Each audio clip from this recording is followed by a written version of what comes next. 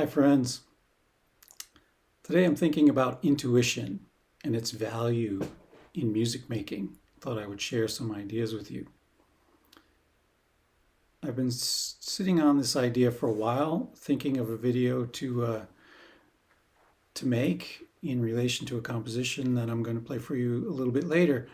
But before we get there, I wanted to talk about a quote I found in this book recently, Zen Guitar by Philip Toshio Sudo.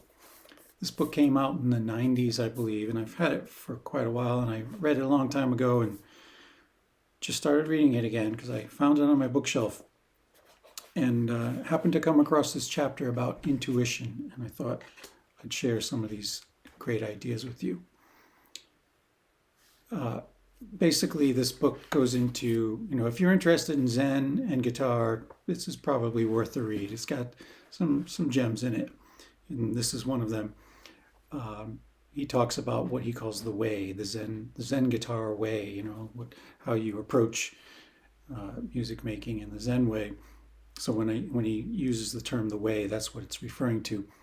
But really, it's talking about the things that we can use to guide our music making: intellect, instinct, and intuition.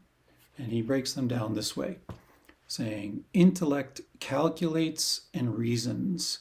It bases action on the logic of the conscious mind.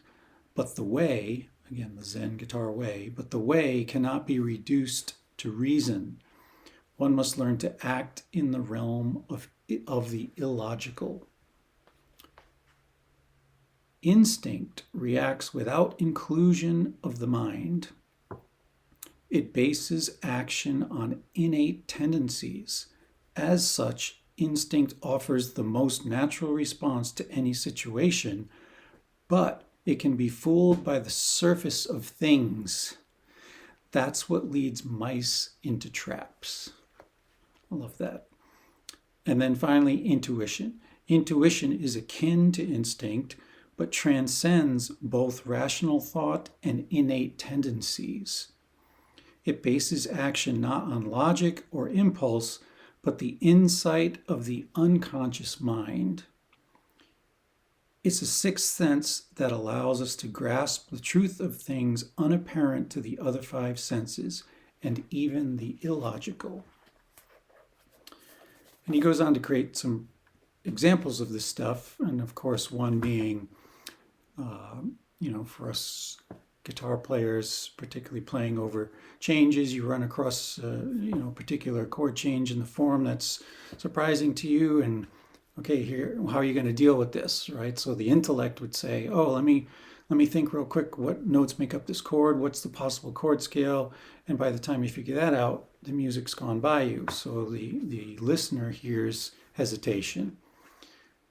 The instinct is just react, right? You just do whatever you would do mindlessly, unconsciously, and potentially play some kind of pattern that you've got under your fingers, and that might sound like haste in the music. And then using your intuition would really be relying on all of those things that you've done, all of the practice, all the hours you've put into practice to learn your instrument, to learn music, to express yourself. Having a little bit of patience without the haste will give you the right notes to play over that unexpected chord change. So that's one in an improvisational aspect that is worth pondering. The other that's more relevant to me, and I thought I would share with you, is an experience I'm having currently with a composition I'm working on. Now, I write music, a lot of different music. Sometimes it's completely written. Sometimes it's just sketches and cells of ideas that rely heavily on the players to interpret. But more often than not, I'm writing tunes, just like a lead sheet, a melody with some chord changes and a form, and we play that tune and then improvise over those changes and so on. And this composition that I'm going to play was intended to be one of these types of tunes, right? A melody with some chord changes. And during the compositional process, I just used my intuition to make the music that I heard internally, and then I go back to write it down, right? So first I'm just playing it, and then I'm writing it down so that I can share it with my bandmates. So the interesting thing about this to me is that some of it doesn't make sense theoretically. So I wanted to share this process of intellect versus intuition and how we justify that. So here's how the piece goes.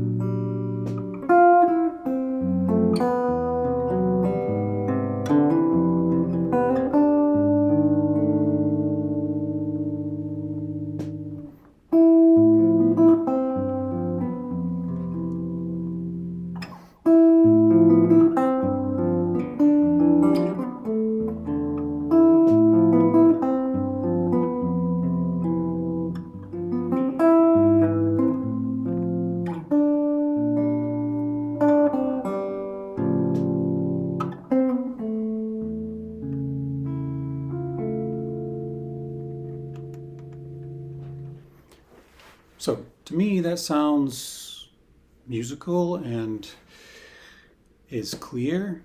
And then when I go to write it down, I run into a couple of roadblocks. Just wanted to walk through some of these. So this first stuff, it's nothing but, I didn't think of it this way at the time, but once I've analyzed it, I've got a basically B-flat Lydian vamps here. All these chords could be derived from the B-flat Lydian chord scale, no problem. And then it changes a bit, like this A7 shell to a B-flat major chord, which is not the exact expected resolution, but it can make sense. A deceptive cadence to a C minor triad to what I'm thinking of as an A7 altered chord. Okay, cool. And then this.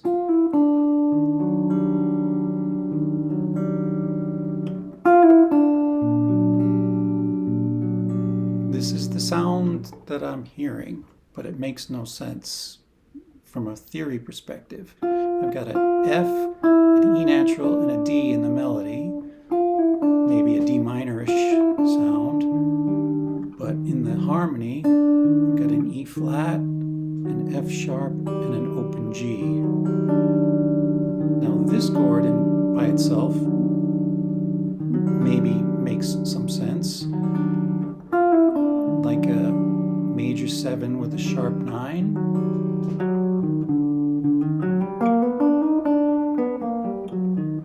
But I'm not hearing that exactly because the melody has an E natural in it, and I'm really hearing that E natural.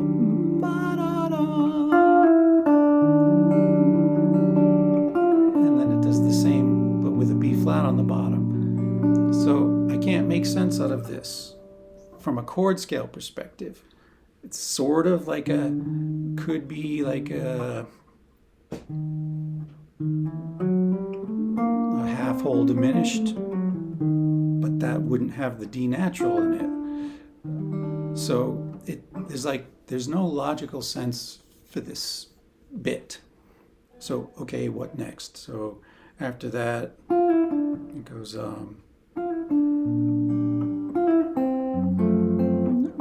triads over bass notes,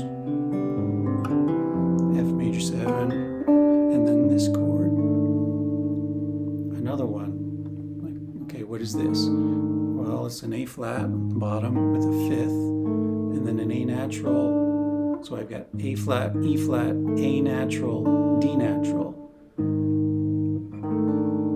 Okay, this could be like an altered dominant, sort of, but I'm not hearing really that dominant sound. It's something else.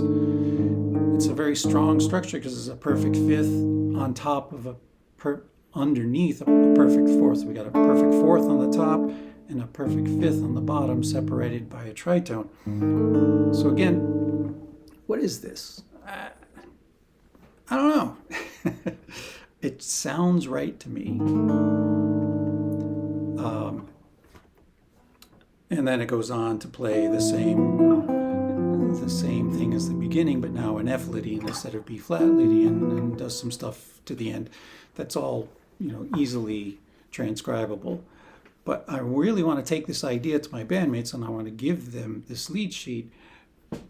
But I have this conundrum of two spots where I can't make logical sense out of this musical idea, but it makes perfect intuitive sense to me. I've gone over it literally hundreds of times to check, am I hearing something else? Am I getting something wrong?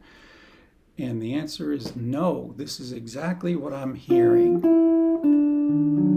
I want that sound, but I can't explain it in a chord symbol or a chord scale. So it's just an interesting conundrum that reinforces to me the importance of intuition and relying on our intuition instead of our intellect. Our intellect is, of course, critical and super useful for many things, but we're talking about music here, and we're not talking about math. So let's not forget to use our intuition. If you found this topic to be useful to you, then you might also enjoy this video, which looks at the use of intent to drive our music making.